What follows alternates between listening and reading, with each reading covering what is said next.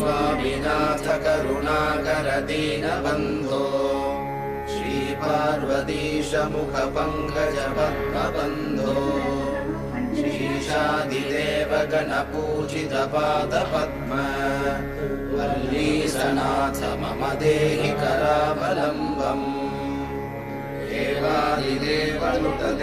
गणाधिनाथ देवेन्द्र वन्द्य मृदुपङ्कज मञ्जुपाद देवर्षि नारद मुनीन्द्र सुगीतकीर्ते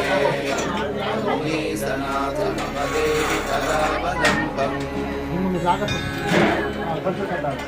ज्ञानदाननिरता किल रोगहारिन् तस्मात् प्रदान परिपूरित भक्तकाम श्रुत्यागम प्रणव वाच्य निज स्वरूप वल्लीसनाथ मम